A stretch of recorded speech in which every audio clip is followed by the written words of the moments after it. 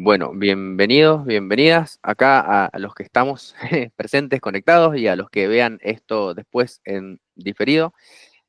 Antes de ir a las lecturas que tenemos para compartir hoy, quería, sobre todo para los que lo ven en diferido por ahí, que quizá no estuvieron en la conformación original del grupo, la idea es que usemos este espacio para encontrarnos y compartir con alguna propuesta. O sea, es una de las propuestas iniciales. Otras propuestas son siempre bienvenidas. Si quieren compartir algo, lo podemos hacer en formato de lectura y comentario, que a mí me parece que es uno de los formatos más lindos. Y también, obviamente, bueno, compartir textos y reflexiones, esa posibilidad está por fuera de estos encuentros en vivo online. Así que bueno, si surge alguna gana de compartir algo, siempre yo digo que es desde la motivación, desde el entusiasmo, desde la alegría de compartir, que es desde donde salen las cosas más lindas. Entonces íbamos a ir a la lectura del capítulo 4 del Bhagavad Gita y tratar de comentarlo. Previamente estábamos charlando acá con Pablo acerca de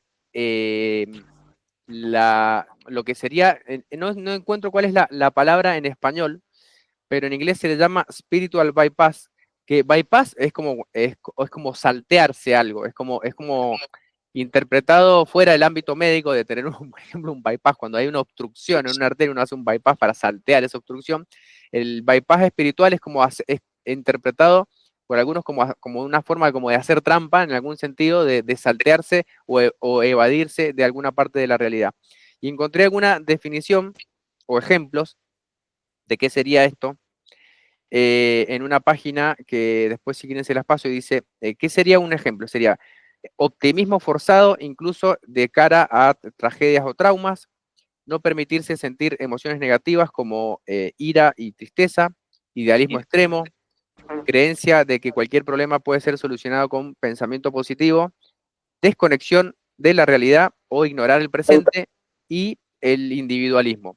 Entonces, ¿por qué traigo a colación esto? Porque charlando con un amigo terapeuta que sigue otra línea más basada en las cuestiones relacionales y la psicología, su maestro, el del linaje que él sigue, decía que la espiritualidad es una forma de evasión de la realidad. Yo creo que existe siempre ese riesgo, por eso lo estábamos conversando ahora en la previa, pero de hecho Gandhi, cuando hace una crítica al movimiento en la India, que tiene toda esta espiritualidad de la India, ¿no? La crítica que hace Gandhi, por ejemplo, es las personas que estaban permanentemente quizá en estados de devoción o adoración, pero no estaban comprometidas con la acción, con lo concreto, con lo que sería el servicio. Entonces estábamos hablando de esto del servicio, parecido al concepto de sacrificio que se mencionaba en el Gita, de esta idea de, si bien tener una conexión espiritual, al mismo tiempo estar presente y atendiendo a las necesidades reales de lo que se nos demanda como individuos en la sociedad, es decir, no caer en esta desconexión. Entonces, para mí,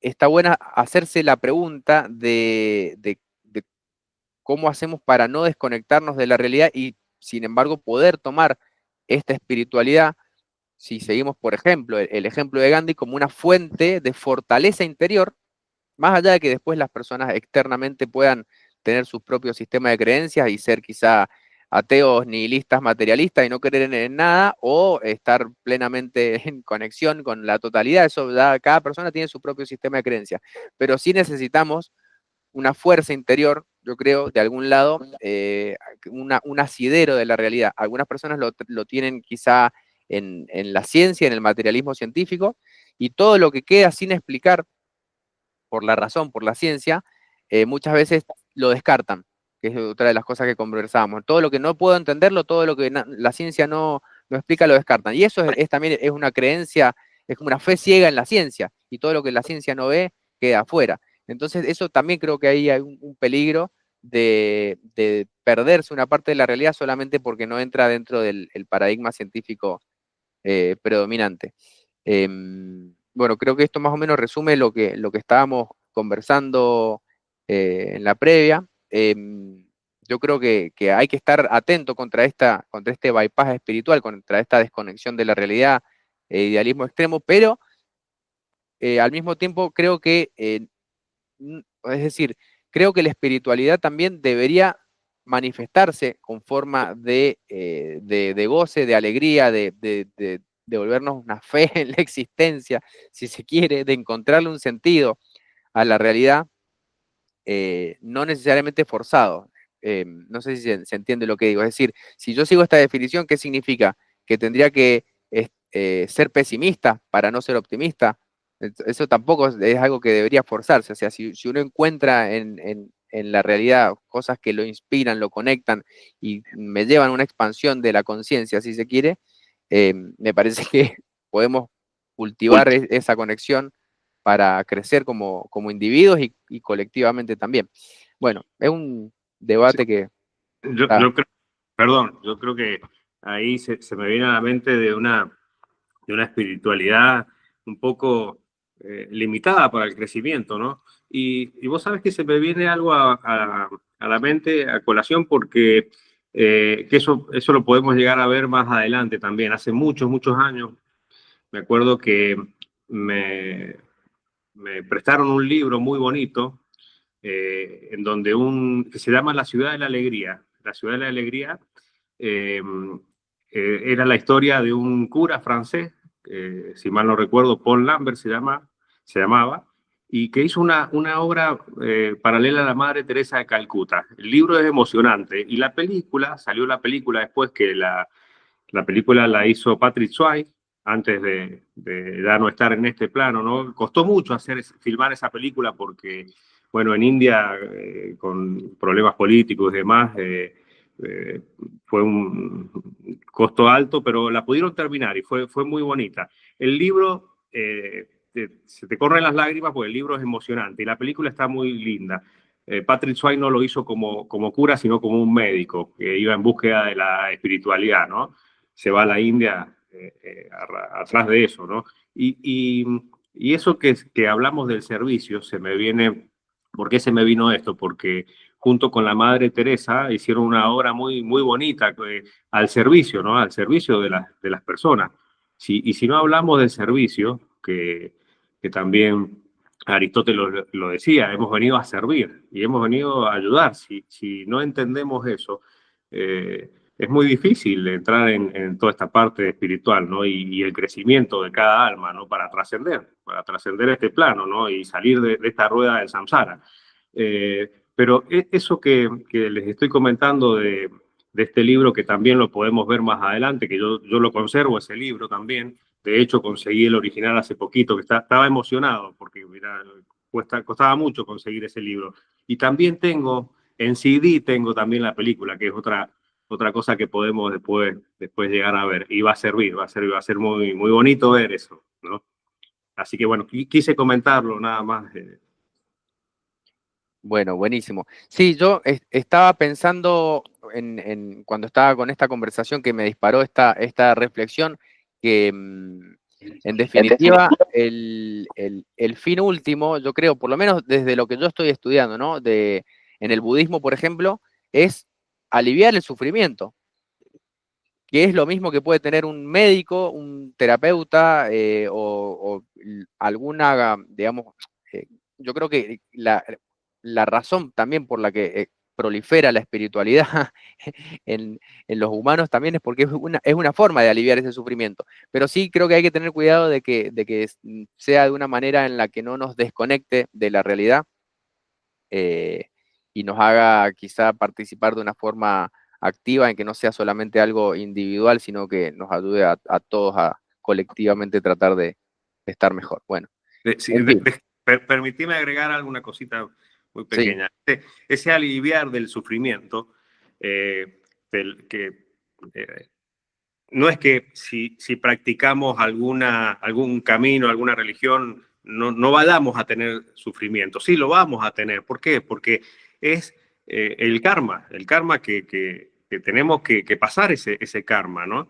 Pero a la diferencia de poder transitar ese karma, ¿no? Karma negativo, el practicante, ya sea de Tao, de budismo, cristiano, cualquier camino, ¿no?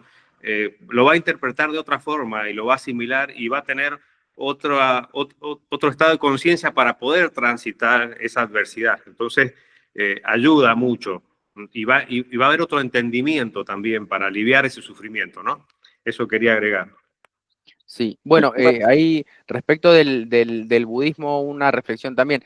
No solo que empieza como las cuatro nobles verdades, es la vida, el sufrimiento, es la primera, sino que cuando plantea el óctuple sendero y habla de la realización de los estados de conciencia de unión, también superiores, después en realidad plantea la liberación del apego hacia esa búsqueda permanente de estados de conciencia. O sea, el camino de la liberación en realidad también es el camino de la renuncia a, a conseguir ya sea estados de conciencia o distintos tipos de estados materiales o espirituales también. Entonces es muy interesante ir comparando estas distintas tradiciones Sí, espirituales.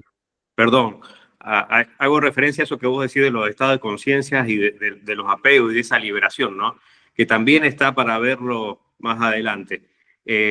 Hay una serie de 24 capítulos que estaba en Netflix, no sé si seguirá todavía, pero yo creo que sí, que se llama Dharmasetra. Dharmasetra es donde juzgan a las almas que estuvieron en Kurukshetra. Kurukshetra es esa guerra épica entre esa familia que luchaba por el poder, entre los pandas y los kurus, ¿no?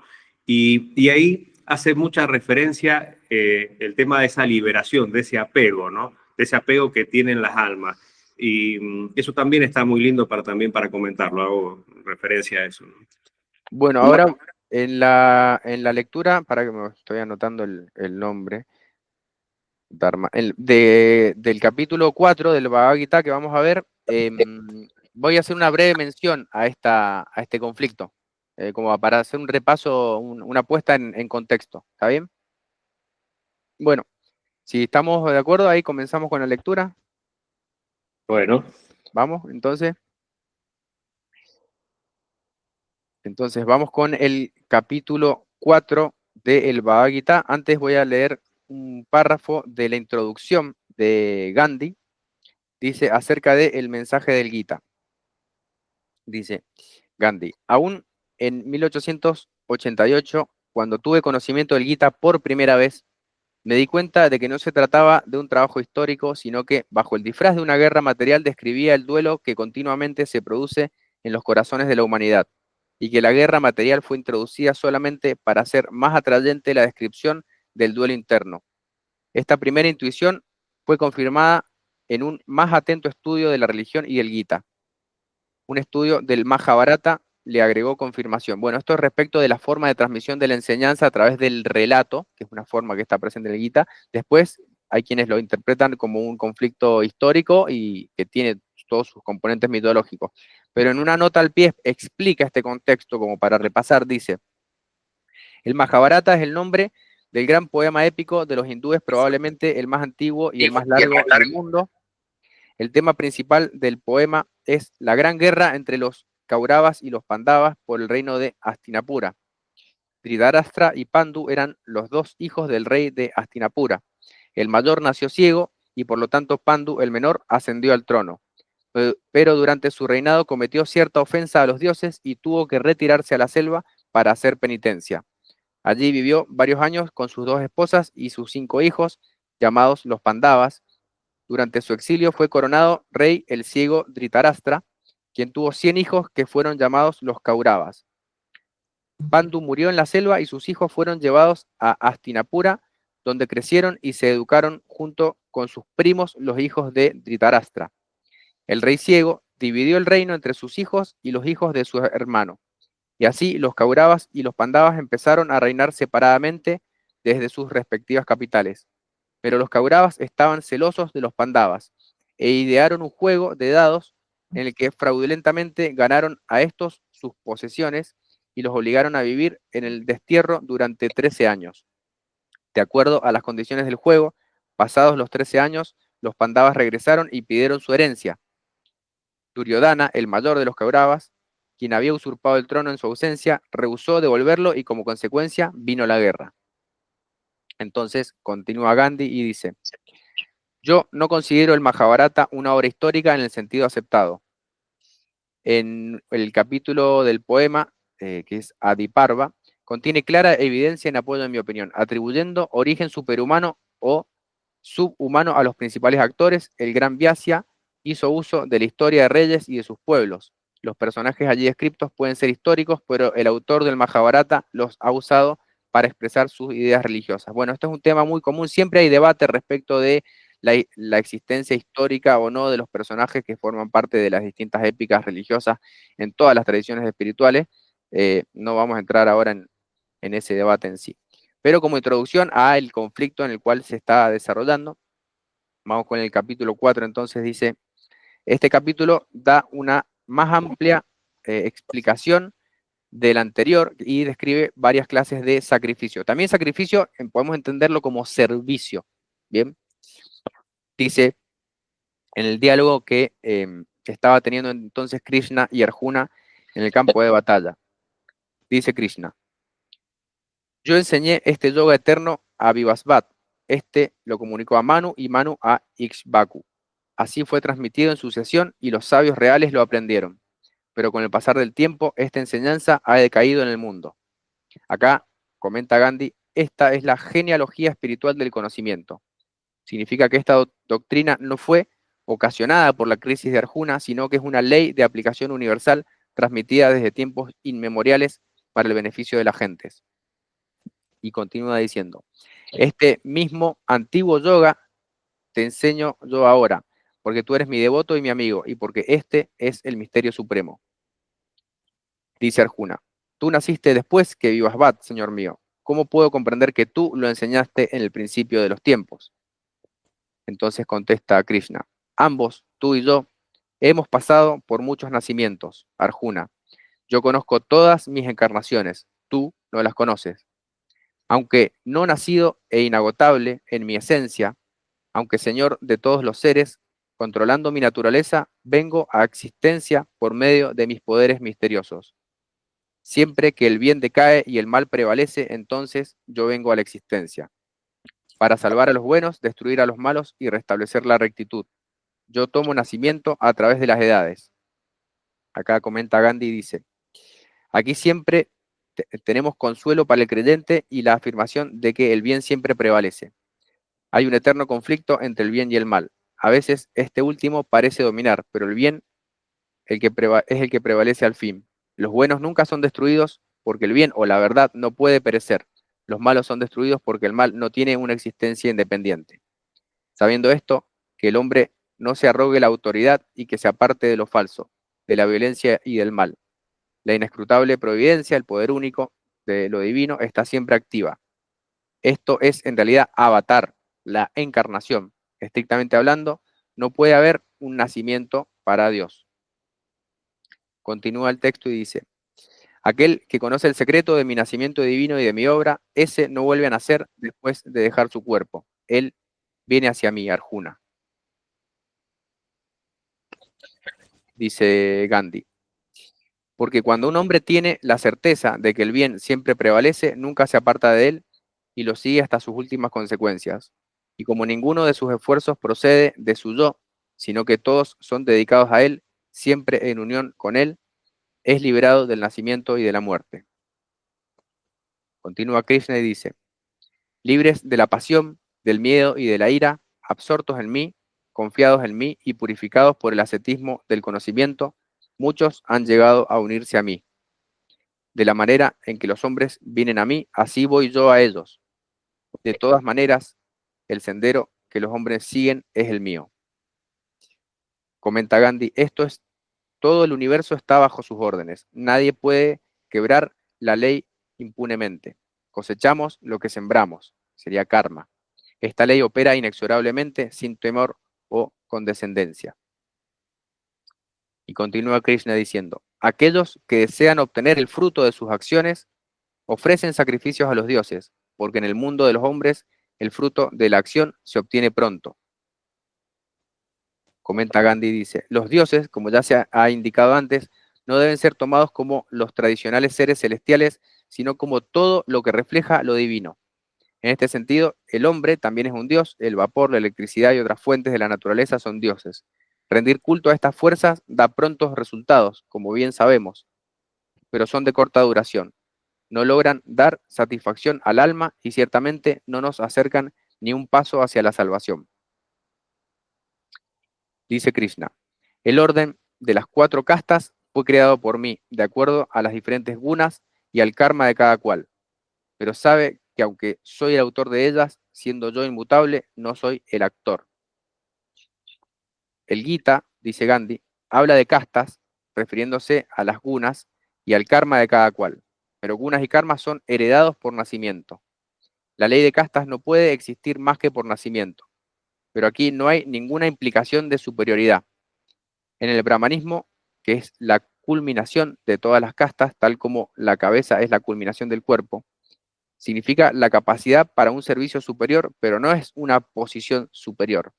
Desde el momento en que se arroga un estatus de superioridad, se convierte en digna de ser pisoteado, es decir, pierde su valor. Está hablando de casta, entonces, que es el sistema antiguo en la India, donde cada una cumple con su rol, según Gandhi.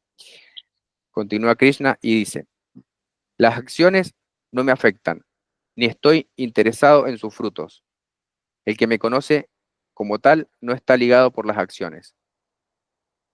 Dice Gandhi, el hombre tiene ante sí un ejemplo supremo de uno que aunque está en acción, no es el hacedor de ella. Y desde que nosotros somos instrumentos en sus manos, ¿dónde está la razón para arrogarse la responsabilidad de las acciones? Sabiendo esto y deseosos de libertad, los hombres de antaño ejecutaron acciones. Haz tú tal como ellos lo hicieron en el pasado. ¿Qué es la acción? ¿Qué es la inacción? Hasta los sabios quedan perplejos sobre esto. Yo te enseñaré lo que es la acción. Sabiéndolo, te liberarás del mal. Porque es conveniente saber el significado de la acción, el de las acciones prohibidas y también el de la inacción. Impenetrable es el secreto de la acción. Aquel que ve la inacción en la acción y la acción en la inacción, ese es un sabio entre los hombres. Él es un yogi, uno que ha realizado todo lo que debería hacer. Acá comenta Gandhi y dice, la acción de aquel que aunque está activo no pretende ser el hacedor, eso es inacción. Y la inacción de aquel que aunque evita externamente la acción está siempre construyendo castillos en el aire en su propia mente, eso es acción. El hombre sabio que ha descifrado el secreto de la acción sabe que ninguna acción procede de él, que todo procede de Dios y por eso él permanece desinteresadamente absorto en la acción. Ese es el verdadero yogi. El hombre que actúa lleno de interés no comprende el secreto de la acción y no puede distinguir entre el bien y el mal. El progreso natural del alma es hacia el inegoísmo y la pureza. Por lo tanto, podríamos decir que el hombre que se aparta del sendero de la pureza también se aparta del inegoísmo.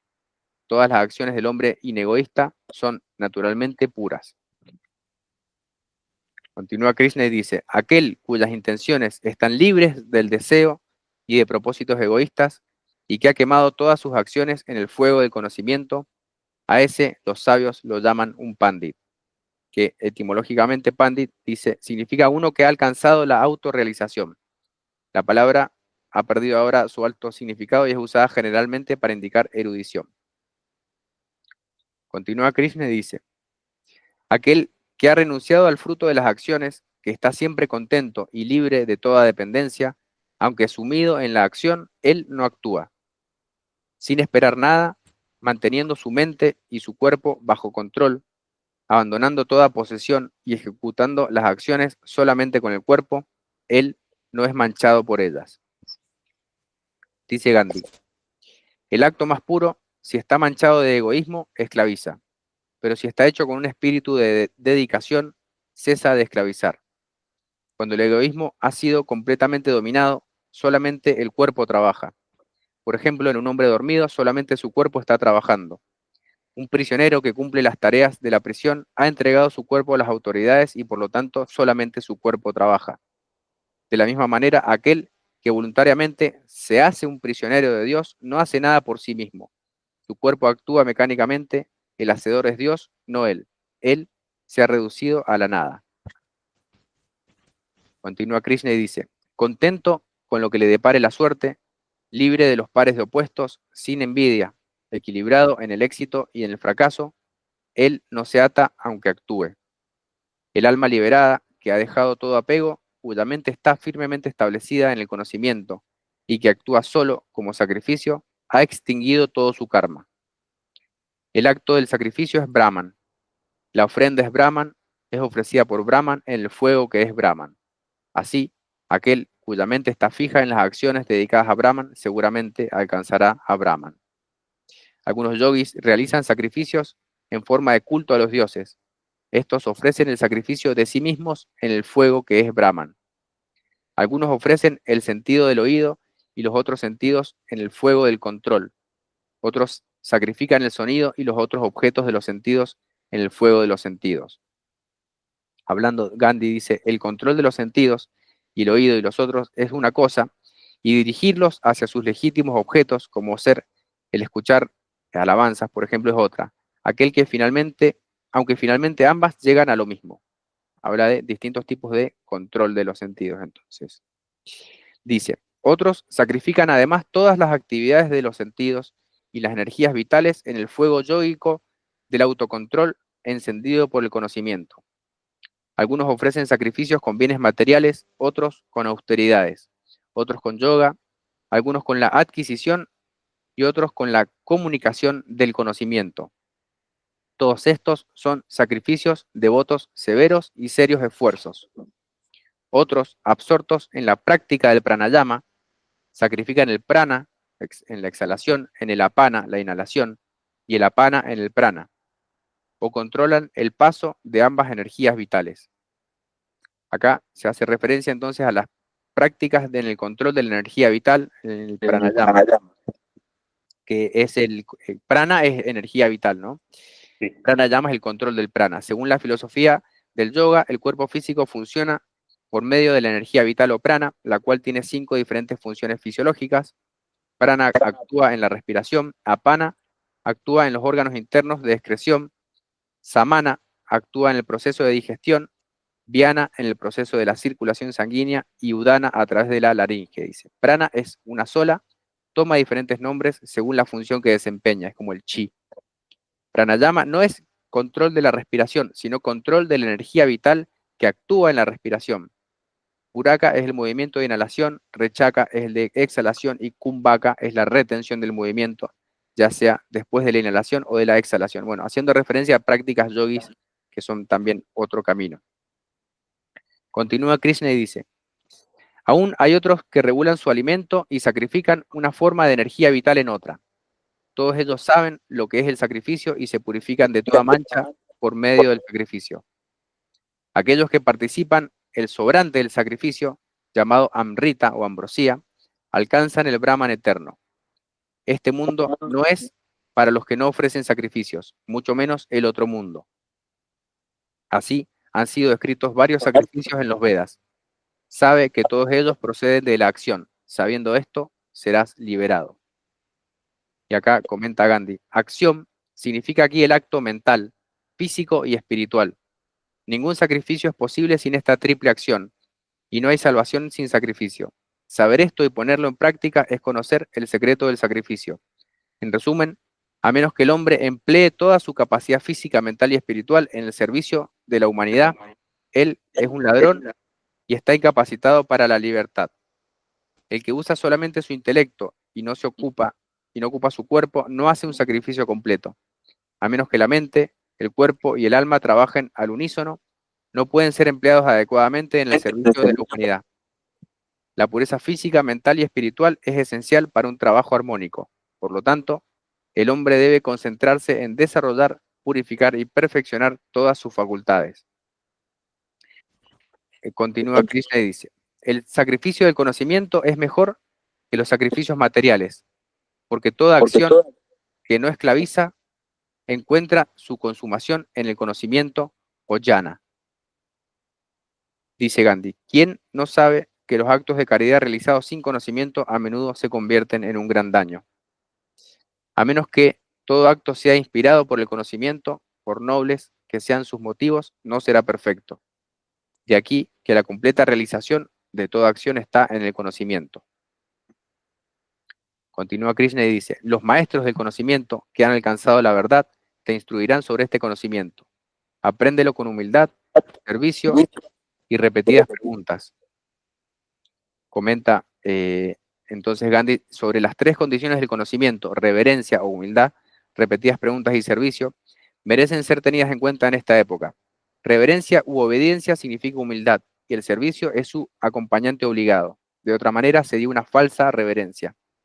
Repetidas preguntas son igualmente esenciales, porque sin un agudo espíritu de investigación no hay conocimiento. Todo esto presupone devoción y fe en la persona que nos enseña. No puede haber humildad, ni mucho menos servicio, sin fe. Bueno, y para cerrar el capítulo dice, cuando hayas alcanzado este conocimiento, no caerás de nuevo en el error. En virtud de este conocimiento, verás a todos los seres, sin excepción, en ti mismo y por lo tanto en mí. Aunque fueras el más grande de los pecadores, atravesarías el océano del pecado en la barca del conocimiento. Así como el fuego reduce el combustible a cenizas, Arjuna, el fuego del conocimiento reduce a cenizas todas las acciones. No hay nada en este mundo que sea tan purificador como el conocimiento. El que se perfecciona por medio del yoga lo encuentra en sí mismo a su debido tiempo. El hombre de fe es el que alcanza el conocimiento. El hombre de dedicación y que tiene control sobre sus sentidos, habiendo alcanzado el conocimiento, antes de mucho habrá logrado la suprema paz. Pero el hombre que duda, sin conocimiento y sin fe, está perdido, porque para aquel que duda no existe este mundo, ni el otro, ni la felicidad. Aquel que ha renunciado a todas las acciones por medio del yoga, que ha cortado todas las dudas por medio del conocimiento, en posesión de sí mismo, no es atado por las acciones. Por lo tanto, con la espada de la autorrealización, corta todas las dudas que son alimento de la ignorancia y que se han deslizado en tu corazón. Recurre al yoga y levántate. Y así termina el cuarto capítulo titulado El yoga de la renuncia a las acciones en el diálogo entre Krishna y Arjuna sobre la ciencia del yoga como parte del conocimiento de Brahman en el Upanishad llamado Bhagavad Gita. Bueno, muchas ideas se me vienen a la mente. Eh, Mientras lo estaba leyendo, a mí esto es lo que me gusta de este ejercicio de leerlo, de ir relacionando, pero la que más me llamó la atención es en la renuncia a la acción. Yo lo conecto con el taoísmo, con el Wu Wei, que se puede definir de tantas maneras, que es la acción sin acción. Sería otra manera quizá, creo que esto ya lo he dicho, pero lo repito igual, si no, de entrar en esa conexión con la totalidad a través de la renuncia. Renuncia a la acción significa renunciar al fruto de la acción sin esperar un fruto, sin esperar un resultado. Y bueno, va mencionando los distintos tipos de renuncia, habla del control de la energía vital, que se puede asociar también con las prácticas de Qigong, con la práctica del control de los sentidos, también son las prácticas de meditación, es decir, los distintos tipos de yoga que hay, lo manifiesta como distintos caminos de unión y de sacrificio, o sea, sacrificar la respiración, sacrificar los sentidos, sacrificar la fuerza vital, significa usarlo en pos de unirse con Brahman, en este caso, que yo, como les había dicho anteriormente, para mí si reemplazamos por Brahman, por Tao, se sigue leyendo el texto sin, sin mucho cambio. Perdón. Bueno, no sé si quieren comentar algo.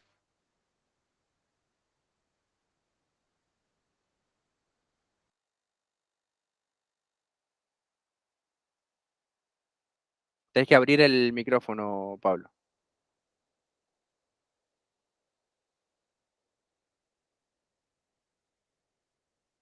que no se escucha.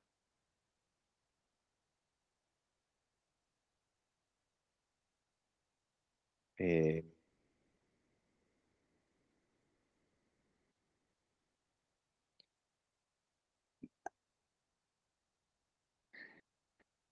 bueno, Pablo, no sé si me estás escuchando, pero tenés que abrir el micrófono, a ver, así te podemos escuchar. A ver, así. Ahí, ahora sí, Perfecto. perdón. Sí. Que a la divinidad se le dice Satchitananda, ¿no? Siempre existente, siempre consciente y siempre renovado gozo. Y habla de la ambrosía ¿por qué hago referencia a la divinada, al Satchiananda? Porque la ambrosía es el horario de 3 a 5 de la mañana en donde está la conexión con la divinidad, ¿no? O con los maestros ascendidos, o con los seres de luz. Ese horario de conexión tan fuerte se le llama ambrosía.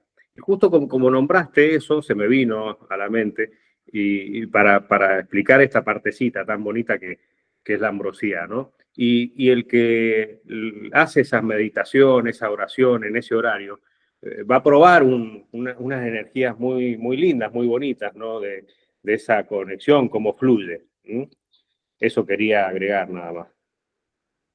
Sí, yo había escuchado en su momento, no me acuerdo de dónde, pero esta idea de que en el horario en la noche, cuando está todo más callado, que es cuando se realizan las prácticas de meditación también en los monasterios, es porque el campo mental, de alguna manera, en las ciudades, por ejemplo, está todo más tranquilo y es el momento perfecto en ese silencio para alcanzar esos estados más profundos de conciencia. Pero te agrego una interpretación más, por ahí, Amrita o Ambrosía, bueno, interpretaciones hay muy diversas.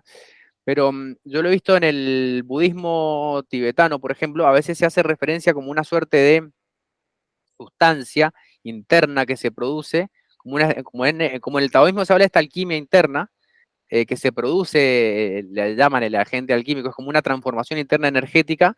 En el budismo también se habla de este amrita que se produce en estos estados profundos de meditación, en algunas prácticas específicas se produce un cambio químico, podríamos interpretarlo como un cambio químico incluso a nivel de nuestro sistema endocrino, que nos lleva a otro estado de conciencia también. Esa es otra interpretación posible que yo tengo de amrita o ambrosía. Está bien. Pero sí es cierto de que meditar en esos horarios favorece una conexión cuando hay menos ruido también en el campo mental, ¿no? En las ciudades y poblados. Em, bueno, pues no sé si Bueno, tienen algún otro comentario por ahí para hacer. no, no, pero ha sido muy bonita la charla, ¿eh? Em, bien.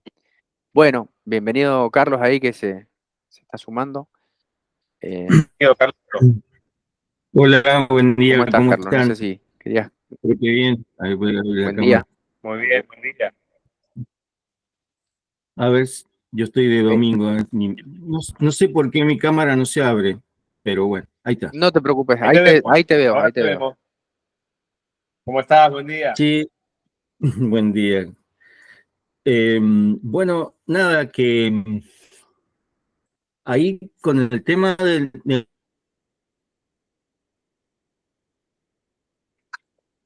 Amrita hay muchísimo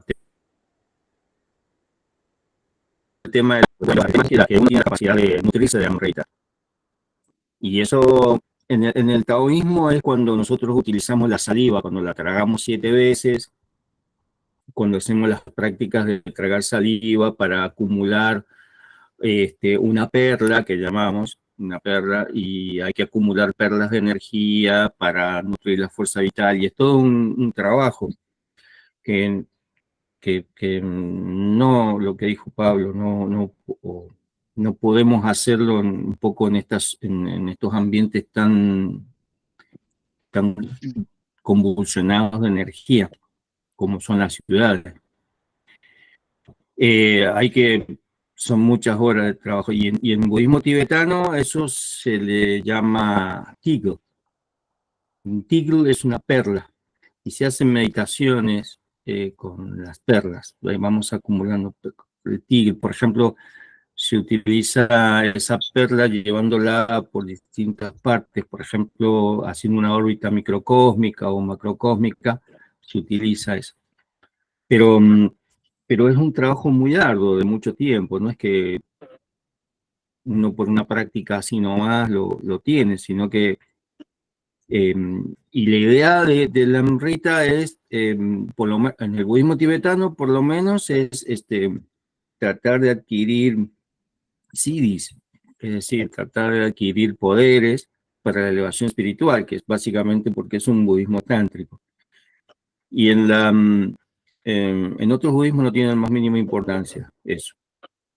Y en el taoísmo también es para adquirir longevidad, digamos, básicamente.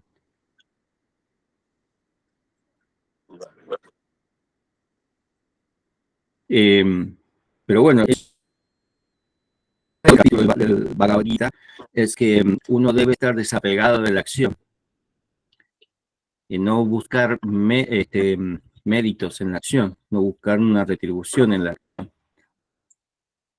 Y es ahí el problema. Todo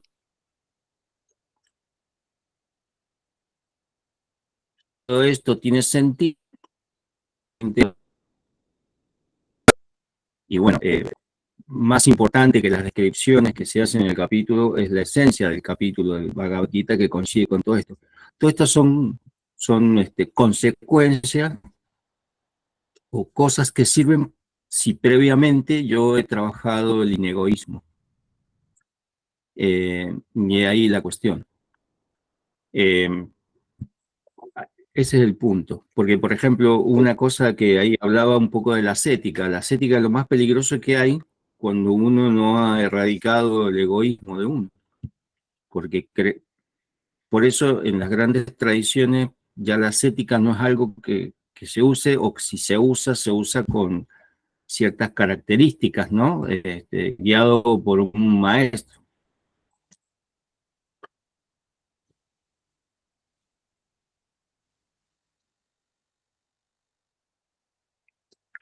A ver, Carlito, si se perdió la conexión, ¿nos escuchás? No sé. Ahí está. Sí, No sé si querías decir algo más, Carlos. no, tuve que... Sí. Bueno, no, nada, que en este caso llámese figura de maestro a una persona con experiencia. O, por ejemplo, ahí en el Bhagavad Gita, la traducción habla de pecado, por ejemplo.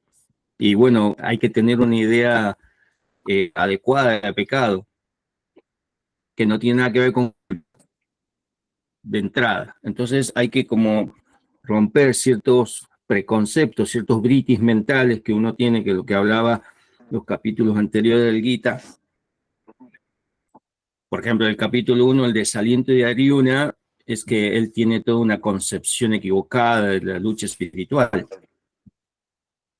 Entonces, es muy...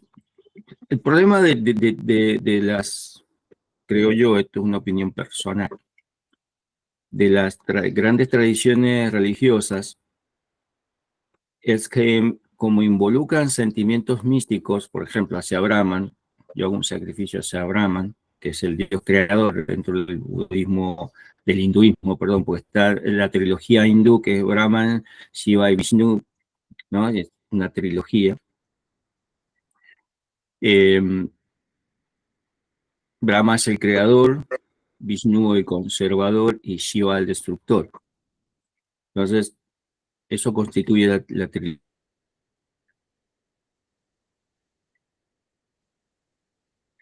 hindú. Por eso funciona el mundo.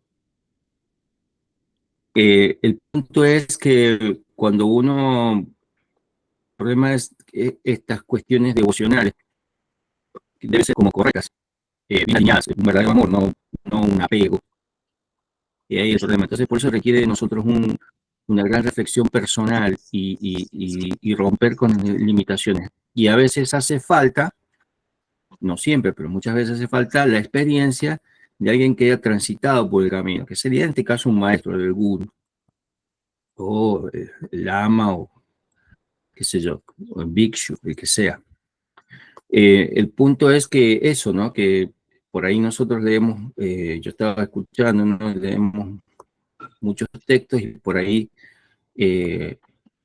está bueno tratar de entender más en profundidad esos aspectos. Y acá el punto esencial es la meditación, porque hay prácticas que pueden ser peligrosas, no solo en un sentido físico, sobre todo el pranayana. Pranayana es el control del prana. Entonces, la energía es impersonal. La energía va y viene para todos lados, para todos igual. Si uno es una persona con malas tendencias, también va a acumular energía. La energía es impersonal. Y si uno es bueno, va a acumular energía y lo va a usar con bondad, con compasión. Pero primero está la base,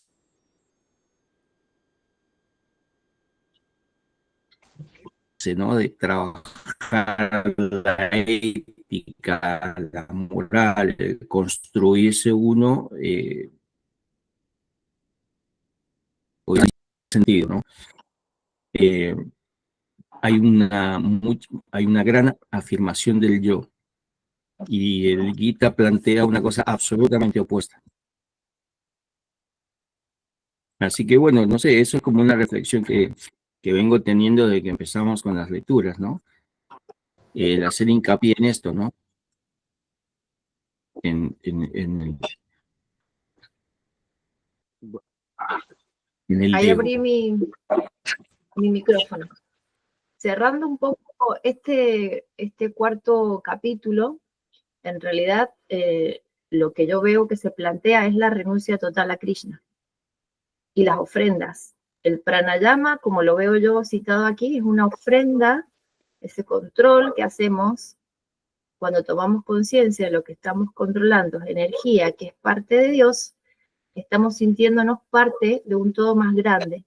Al sentirnos parte de un todo más grande, que es la unidad que plantea el yoga, es cuando renunciamos al efecto de la acción.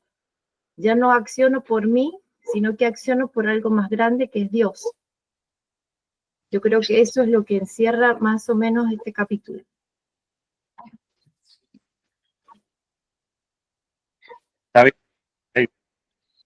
Gracias, Betty, ahí por el comentario. Perdón, que Pablo, ¿ibas a está decir bien la algo? interpretación. Sí, yo creo que ahí tenía algunos comentarios para hacer respecto de lo que dice el texto que resaltó Carlos. Sí, es muy importante en algunas prácticas tener la guía de un maestro, porque si uno se lanza a hacer pranayama o meditación o yoga o chikun sin la guía de alguien, hay riesgos de hacerse daño, quizá muchas veces. Entonces, eso sí es importante. De hecho, menciona en el capítulo, antes de terminar, esto de las condiciones del conocimiento, es reverencia, humildad, o sea, tener la humildad y encontrar un maestro competente, obviamente, preguntas repetidas, es decir, una actitud de investigación y servicio también. Es decir, que está estableciendo como condición tener un guía, un guía que a veces es un guía presente al cual podemos hacerle preguntas, y a veces uno no tiene la posibilidad de tener a alguien a quien hacerle preguntas y bueno, ahí está liberado a su propia interpretación cuando uno estudia con maestros que quizá han dejado sus textos, sus enseñanzas, pero uno no los tiene ahí presente. Pero sí, yo creo que hay que tener cuidado. Lo mismo con el Qigong, por ejemplo, hay prácticas avanzadas de Qigong que no deberían hacer todas las personas porque quienes tienen condiciones previas de alteraciones psicológicas o psiquiátricas pueden empeorarlas si se hacen mal. Yo creería que la meditación y el pranayama también tienen estos riesgos, por eso hay que tener cuidado. Bueno, y respecto de lo que mencionaba de la perla en el taoísmo, también en el budismo tibetano se habla de la joya del loto, también tiene muchas interpretaciones, pero es esta idea de esta energía interna radiante que uno busca activar a través de las distintas prácticas. Si les parece, y ya que hablamos de la meditación, yo creo que lo interesante de este capítulo es que sí nos plantea la meditación como un camino de unión, la práctica del yoga como un camino de unión, que para mí es el Qigong, que es el yoga que yo hago es Qigong, por ejemplo, pero es una forma de yoga también.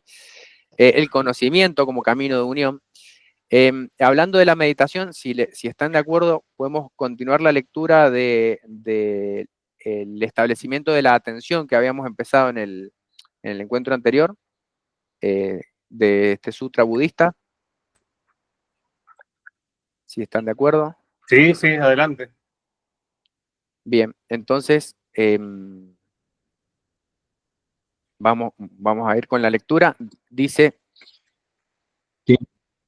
continuando entonces con la lectura de el Satipatthana Sutta, que es el discurso sobre los establecimientos de la atención consciente. Habíamos estado hablando sobre el establecimiento de la atención en el cuerpo, en las distintas, por ejemplo, distintas partes del cuerpo, en sus componentes, en la postura, en la respiración, en distintas formas, incluso en los elementos que componen el cuerpo, en la descomposición de los elementos que componen el cuerpo. De hecho, Hay ciertas ramas del budismo tibetano que ponen mucho énfasis en esto como una suerte de meditación en la impermanencia también acerca de la impermanencia de los tejidos del cuerpo. Pero la segunda parte de los establecimientos de la atención, es decir, a dónde llevar la atención, por ejemplo, en la práctica de la meditación, que también puede ser en la vida cotidiana, no solamente en un espacio reservado de unos cuantos minutos para la meditación, sino mientras estamos desenvolviéndonos en la vida cotidiana también,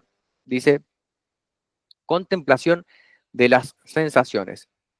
Entonces dice el Buda, y como monjes, el monje mora contemplando las sensaciones como sensaciones. Dice, he aquí monjes, cuando el monje siente una sensación agradable, entiende así, siento una sensación agradable. Cuando siente una sensación dolorosa, entiende así, siento una sensación dolorosa. Cuando siente una sensación que no es agradable ni dolorosa, entiende así, siento una sensación que no es agradable ni dolorosa. Cuando siente una sensación agradable mundana, repite esta estructura, entiende así, siento una sensación agradable mundana. Cuando siente una sensación agradable espiritual, cuando siente una sensación dolorosa mundana, también. Cuando siente una sensación dolorosa espiritual, cuando siente una sensación mundana que no es dolorosa ni agradable, y cuando siente una sensación espiritual que no es dolorosa ni agradable. Entonces, la idea es que estas son las sensaciones que pueden aparecer, por ejemplo, durante la práctica de la meditación, agradables, desagradables, y que son neutras también, o podríamos decir, ni agradables ni desagradables, pero reconocerlas como tal. De esta manera, mora contemplando las sensaciones como sensaciones internamente, o mora contemplando las sensaciones como sensaciones externamente, o de ambas formas, interna y externamente. Contempla la naturaleza del surgimiento en las sensaciones, contempla la naturaleza del cese en las sensaciones, y así mora contemplando ambas cosas, el surgimiento y el cese en las sensaciones. O siendo consciente de, he aquí las sensaciones, simplemente se establece en ellas en la medida necesaria para un conocimiento descubierto y la atención consciente, y mora con independencia, no apegado a nada en el mundo. Es así, monjes, como el monje mora contemplando las sensaciones como sensaciones. Es decir, durante la práctica de la meditación o alguna práctica, observar el surgimiento y observar el cese de las sensaciones como sensaciones. Lo mismo respecto de la contemplación de la mente. Continúa el texto y dice, como monjes, el monje mora contemplando la mente como mente. He aquí, monjes, el monje entiende la mente afectada por la lujuria como mente afectada por la lujuria, y la mente no afectada por la lujuria como mente no afectada por la lujuria. Lo mismo repite, ¿no? Entiende la mente afectada por el odio como mente afectada por el odio, y la no afectada por el odio como no afectada por el odio. Repite también la mente afectada por la falsa ilusión, la mente contraída como mente contraída, la mente exaltada como mente exaltada, la mente superada como mente superada, y la mente concentrada como mente concentrada. Lo mismo la desconcentrada como mente desconcentrada. Entiende la mente liberada como mente liberada y la mente no liberada como mente no liberada. De esta manera, mora contemplando la mente como mente internamente y externamente, mora contemplando la naturaleza del surgimiento en la mente, contemplando la naturaleza del cese en la mente, y ambas cosas, el surgimiento y el cese, y siendo consciente, he aquí la mente simplemente se establece en ella en la medida necesaria para un conocimiento descubierto y la atención consciente, y mora con independencia, no apegado a nada en el mundo. Es así, monjes, como el monje mora contemplando la mente como mente. Entonces, teníamos el cuerpo, teníamos las sensaciones, y ahora habla acerca de la mente, sobre todo observar, contemplando, es decir, desde un lugar de observador, con independencia y no apegado a estos estados mentales, a la mente liberada, la mente contraída, la mente afectada por el odio, por la falsa ilusión, por los deseos, simplemente observándola sin estar apegada a estos estados. Luego continúa y habla sobre la contemplación de los objetos mentales. Dice, como monjes, el monje mora contemplando los objetos mentales como objetos mentales. Entonces va a hablar acerca de los obstáculos en la contemplación, dice. Aquí, monjes, el monje mora contemplando los objetos mentales en términos de los 5 obstáculos. El monje mora contemplando los objetos mentales de esta manera. Cuando hay un deseo sensual en el monje, él lo entiende así. Hay un deseo sensual en mí. Cuando no hay un deseo sensual, lo entiende así. No hay deseo sensual en mí. También entiende cómo llega a ser el surgimiento del deseo sensual y entiende cómo llega a ser el abandono del deseo sensual. Y entiende cómo llega a ser el futuro no surgimiento del deseo sensual abandonado. Además, monjes, cuando hay animadversión en el monje, indolencia y letargo, preocupación y remordimiento, la duda en el monje entiende así. Hay duda en mí. Cuando no hay duda, lo entiende así. No hay duda en mí. Entonces entiende cómo llega a ser el surgimiento de la duda no surgida y entiende cómo llega a ser el abandono de la duda surgida y entiende cómo llega a ser el futuro no surgimiento de la duda abandonada. De esta manera mora contemplando los objetos mentales como objetos mentales internamente o mora contemplando los objetos mentales como objetos mentales externamente o ambos interna y externamente. Contempla la naturaleza del surgimiento en los objetos mentales, contempla el cese de los objetos mentales o ambas cosas, del surgimiento y el cese, siendo consciente, he aquí los objetos mentales, se establecen ellos en la medida necesaria para un conocimiento descubierto y la atención consciente. Y mora con independencia, no apegado a nada en el mundo. Es así, monjes, como el monje mora, contemplando los objetos mentales como objetos mentales en términos de los 5 obstáculos. Que teníamos entonces la duda, el remordimiento, la indolencia, también el deseo sensual como obstáculos en el establecimiento de la atención.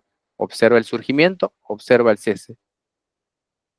Luego habla de los 5 cúmulos o los 5 agregados. Y dice, además, monjes, el monje mora contemplando los objetos mentales como objetos mentales en términos de los 5 cúmulos del apego. ¿Cuáles son estos entonces? El monje entiende esto. Esta es la forma material, este es su origen, esta es su desaparición. Esta es la sensación, este es su origen, esta es su desaparición. Esta es la percepción, este es su origen, esta es su desaparición. Estas son las formaciones, este es su origen y esta es su desaparición.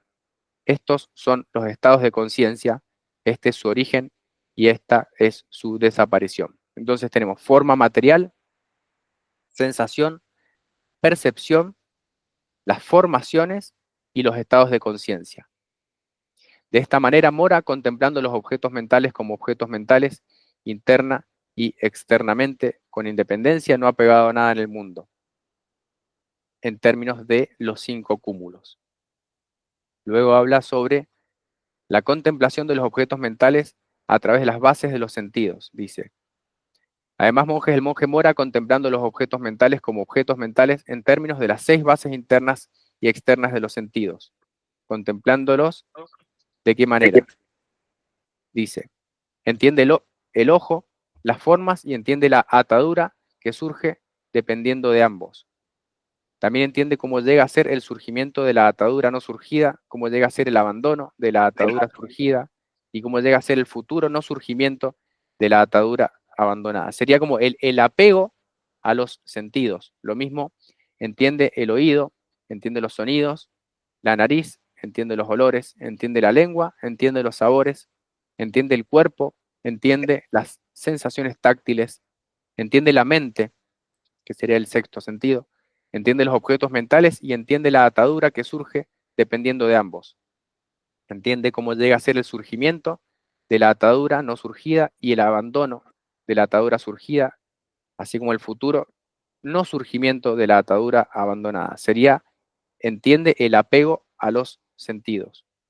De esta manera, él mora contemplando los objetos mentales como objetos mentales interna y externamente, con independencia y no apegado a nada en el mundo. Por último, va a hablar acerca de la contemplación de los objetos mentales a través de los factores del despertar. Dice, además, monjes, el monje mora contemplando los objetos mentales como objetos mentales en términos de los 7 factores del despertar. ¿Y cómo lo hace? Dice, he aquí, monjes, estando el factor del despertar de la atención consciente presente en él, el monje entiende esto. He aquí el factor de el despertar de la atención consciente está presente en mí. O estando el factor del despertar de la atención consciente ausente en él, el monje entiende. He aquí el factor del despertar de la atención consciente está ausente en mí. Además, entiende cómo llega a ser el surgimiento del despertar de la atención consciente y cómo se llega a ser el despertar de la atención consciente surgido, cómo llega a su pleno desarrollo. Dice, además, monjes, estando el factor del despertar de la investigación de los estados presente en él, estando el factor del despertar de la energía presente en él, estando el factor del despertar del arrobamiento presente en él, estando el factor del despertar de la tranquilidad presente en él, estando el factor del despertar de la concentración presente en él, estando el factor del despertar de la ecuanimidad presente en él, el monje entiende esto. He aquí que el factor del despertar de la ecuanimidad está presente en mí, o estando el factor del despertar de la ecuanimidad ausente, el monje lo entiende. He aquí que el factor de la ecuanimidad está ausente en mí. Además, entiende cómo llega a ser el surgimiento del factor del despertar de la ecuanimidad y cómo llega a su pleno desarrollo. De esta manera, contemplando los objetos mentales como objetos mentales interna y externamente, mora contemplándolos con independencia, no apegado a nada en el mundo. Así, monjes, el monje mora contemplando los objetos como objetos mentales en términos de los 7 factores del despertar que teníamos. Entonces, la investigación, el arrobamiento, la tranquilidad, la ecuanimidad también, bueno, va haciendo esta enumeración de los factores necesarios. Para finalizar el capítulo, la última sección dice, a través de la contemplación de las verdades. Entonces, el monje mora contemplando los objetos mentales en términos de las 4 nobles verdades. Y así el monje entiende tal como realmente es. Este es el sufrimiento. Este es el origen del sufrimiento. Este es el cese del sufrimiento. Y este es el sendero que conduce al cese del sufrimiento. De esta manera mora contemplando los objetos mentales interna y externamente. Mora contemplando la naturaleza del surgimiento de los objetos mentales, también la naturaleza del cese de los objetos mentales, y dice, he aquí los objetos mentales, simplemente se establecen ellos en la medida necesaria para un conocimiento descubierto y la atención consciente, y mora con independencia no apegado a nada en el mundo, contemplando los objetos mentales como objetos mentales en términos de las 4 nobles verdades. Monjes, cualquiera que desarrollase estos 4 establecimientos de la atención consciente de esta manera durante 7 años, podría esperar uno de estos 2 frutos, el conocimiento final aquí y ahora, o si aún quedara rastro del apego alguno, el no retorno. Aún si no fueran 7 años, monjes, cualquiera que desarrollase estos 4 establecimientos de la atención consciente de esta manera durante 6 años, 5 años, 4 años, 3 años, 2 años, 1 año, podría esperar uno de estos 2 frutos, el conocimiento final aquí y ahora, o si aún quedara rastro del apego alguno, el no retorno. Aún si no fuera 1 año, monjes, cualquiera que desarrollase estos 4 establecimientos de la atención consciente de esta manera, durante 7 meses, 6 meses, 5 meses, 4 meses, 3 meses, 2 meses, 1 mes, la mitad de 1 mes, podría esperar uno de estos 2 frutos, el conocimiento final aquí y ahora, o si aún quedara rastro de apego alguno, el no retorno.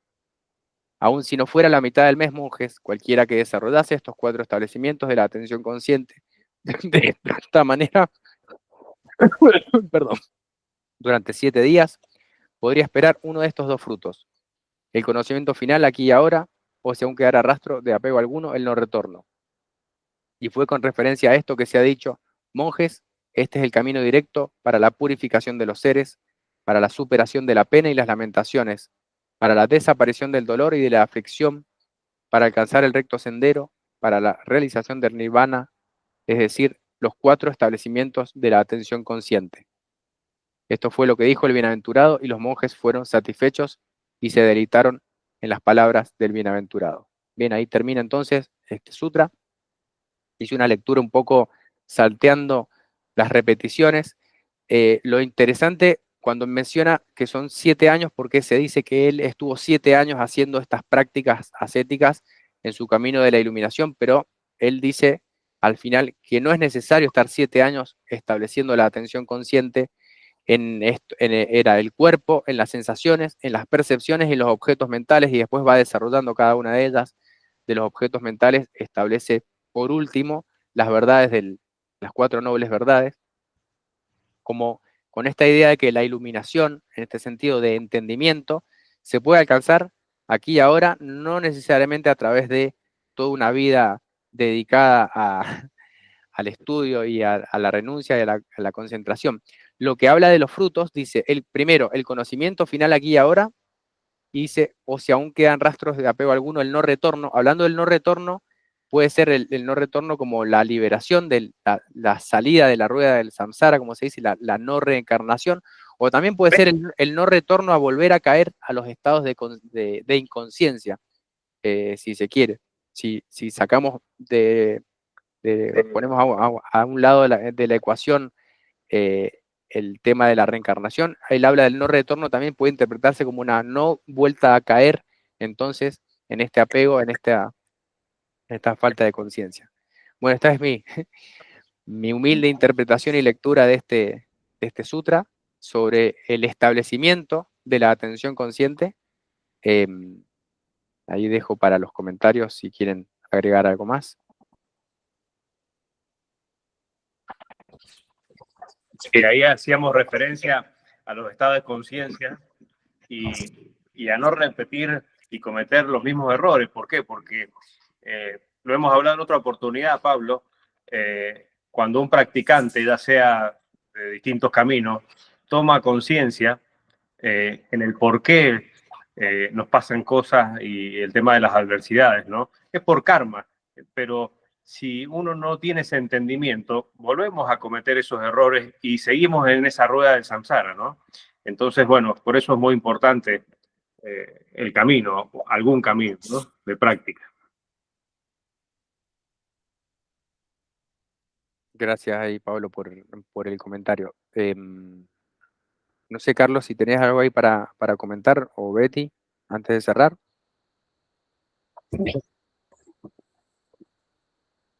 Yo tengo millones de cosas para comentar, pero un montón de cosas para comentar. Por ahí, Carlos, si apagás la cámara, quizás se Lo escuche que mejor sí porque diría, no tenés buena conexión. si quieren después les paso Taka y todos los sutras, está todo, digamos, del budismo ahí. La pueden, si quieren se las paso, la consulta está en inglés, pero también si pones la opción en castellano te la da y te da las traducciones directas de los sutras, bueno, todo eso.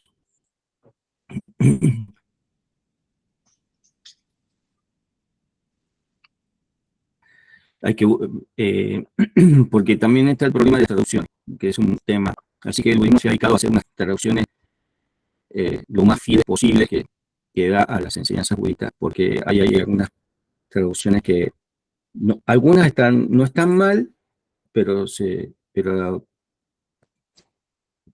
bueno, como toda traducción, imagínate que nosotros se traducen generalmente al inglés o al castellano, que son idiomas de raíz indoeuropea, que tienen otra manera, tenemos otra manera de hablar que un idioma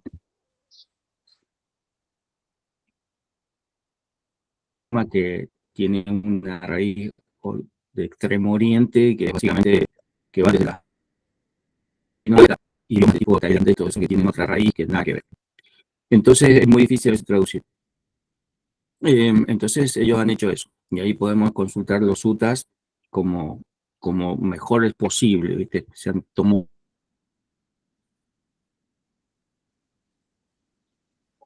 el laburo. Y es importante un poco lo que dijo ahí Pablo, que mencionó los 7 años del Buda y todo esto. Es muy común las tablas, las 4 nobles verdades, el óctuple noble, el óctuple sendero, las 12 condiciones para esto, los 4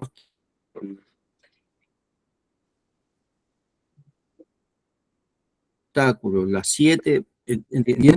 Entonces en la antigüedad había 12 cosas a tener en cuenta. Eso es muy común, es más, de hecho en Occidente tenemos los 10 mandamientos. Digamos, 10 puntos que son como clave, son temas programáticos, ¿sí? Hay un programa detrás de eso. No es que se tenga que cumplir a rajatabla, es relativo, sino que son condiciones. Fíjense que ahí habla en una de ellas de lo que se dice el factor de la atención. No es una condición, es un factor. Y es distinto tener una condición a tener un factor dentro de la meditación. El factor es algo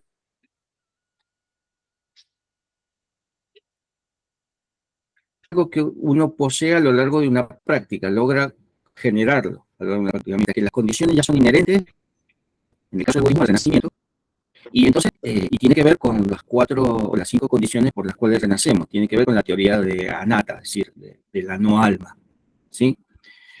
Y tiene que ver, en este sutra se habla de los distintos niveles, el nivel mental, de las percepciones, y hay que, por ejemplo, interesante, en este sutra no se menciona, pero cuando uno lo estudia, por lo menos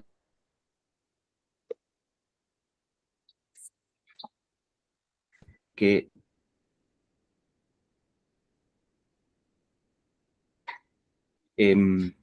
cada uno de los 7 ítems está relacionado con las cosas que nos condicionan en nuestra existencia. Entonces, por ejemplo, no es lo mismo cuando uno observa, perdón, tengo un visitante, ¿qué pasó?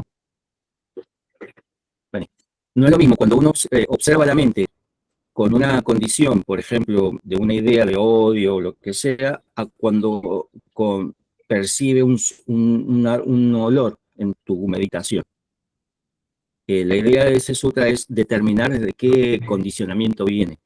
Por eso, cuando dice ahí que determinas el condicionamiento, podés conocer la raíz y cortarlo para que no se produzca.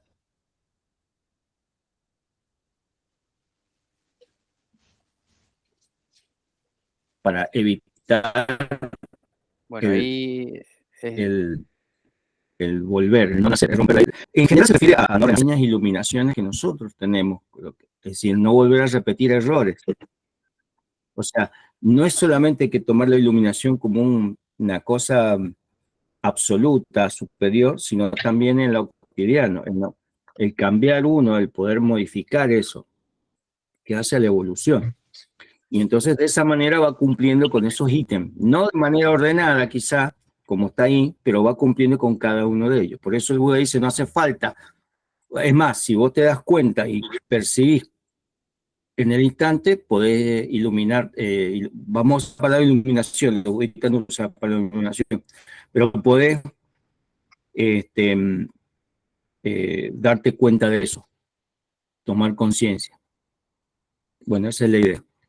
Y lo otro que depende del método de meditación, ahí se menciona básicamente el método de la vipassana, porque en budismo hay 2 métodos básicos, así.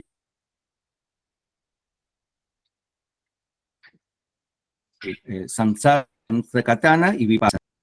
Samsara es el método que es el que usó el Buda originalmente, y Vipassana después se desarrolló por otros maestros, discípulos del Buda posteriores.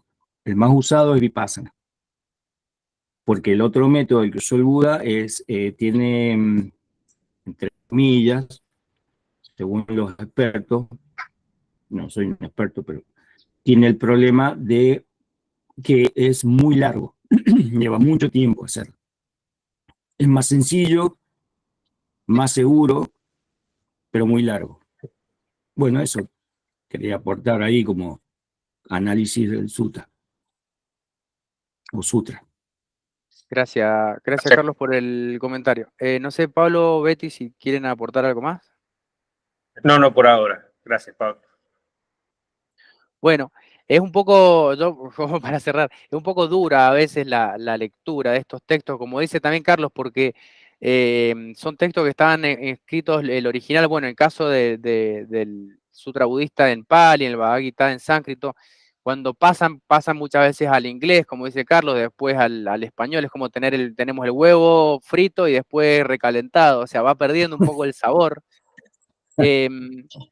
Pero Sí. igual algo llega.